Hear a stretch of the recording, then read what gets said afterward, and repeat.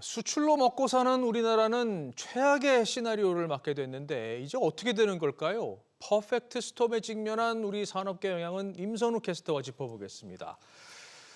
상호 관세와 별개로 앞서 발표된 미국의 25% 자동차 관세는 이미 시작이 됐잖아요. 당장 자동차 수출이 걱정입니다.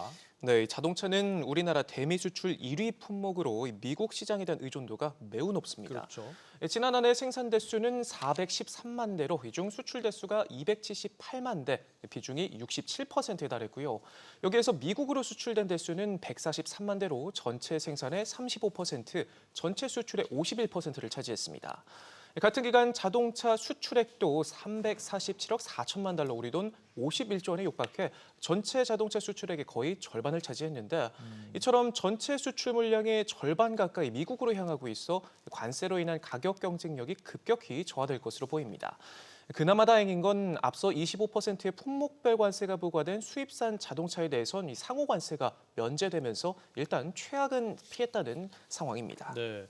최악을 피했다고는 하지만 이미 최악의 상황 아닌가요? 네, 맞습니다. 이 수출 물량 감소와 실적 악화 이제 기정사실이 됐는데요. 네.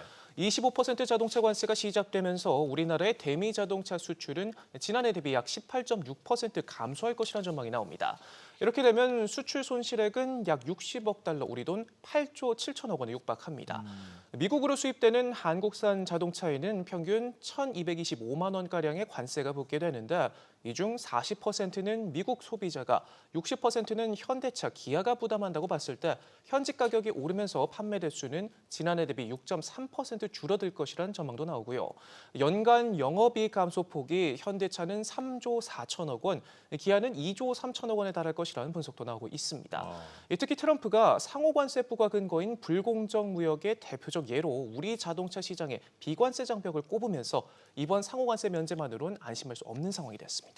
그런데 미국 현지 생산을 좀 늘리면 이 자동차 관세 충격을 조금이나마 좀 줄일 수 있지 않을까 이런 생각도 드는데요. 네, 현대차 그룹은 미국의 현대차 엘라베마 공장과 기아 조지아 공장, 그리고 현대차 그룹 메타플랜트 아메리카를 운용하고 있고 이 세 공장의 생산 능력은 100만 대에 이릅니다.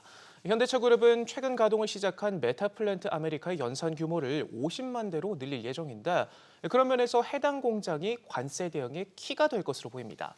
전문가들은 해당 공장이 계획대로 30만 대를 생산할 경우 영업이익 감소폭은 현대차 1조 원, 기아 9천억 원으로 줄어들 것으로 전망했고요. 여기에 생산 규모를 50만 대로 늘리게 되면 현대차 영업이익은 관세가 없을 때보다 오히려 5천억 원 늘게 된다 분석했습니다. 또 내년부터 해당 공장에서 생산하는 기아는 영업이익에 큰 차이가 없어질 것으로도 예측됐습니다. 네. 어쨌든 상호관세가 발표된 날 현대차와 기아의 주가는 추락했어요.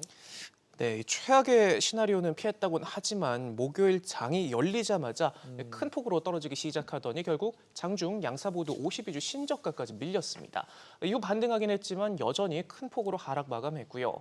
국내한 증권사는 관세와 피크아웃 실적을 반영해 기아에 대한 투자 의견을 중립으로 하향 조정했는데 관세 시나리오에서 2차적 파급은 가정하지 않았는데 우호적인 환율에도 산업 수요 감소와 부품망 붕괴 등이 먼저 나타날 가능성이 높아 이를 먼저 확인하고 비중을 확대해도 늦지 않는다 설명했습니다. 그렇군요.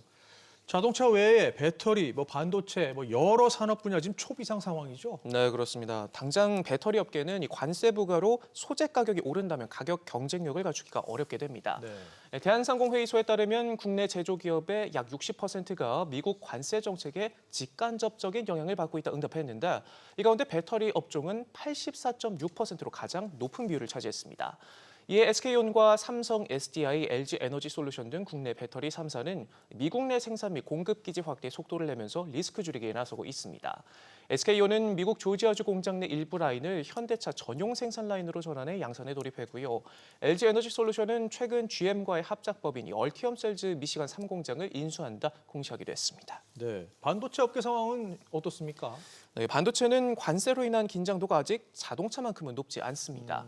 삼성전자와 SK하이닉스 등 한국 기업들의 대미 반도체 수출 비중은 지난해 기준 약 7%대로 30%대인 중국과 15%대인 대만보다 더 낮고요.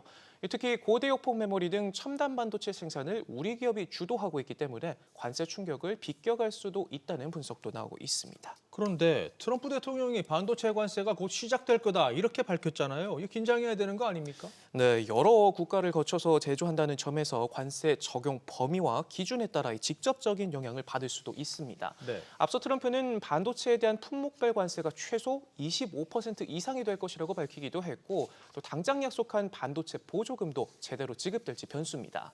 블룸버그는 트럼프 행정부가 반도체 기업들의 당초 약속한 칩스법 보조금 지급을 철회할 수 있다며 미국 내 투자 규모를 확대하라 압력을 가하고 있다며 대만의 TSMC 같은 선택을 하도록 주문하고 있다 전했는데요.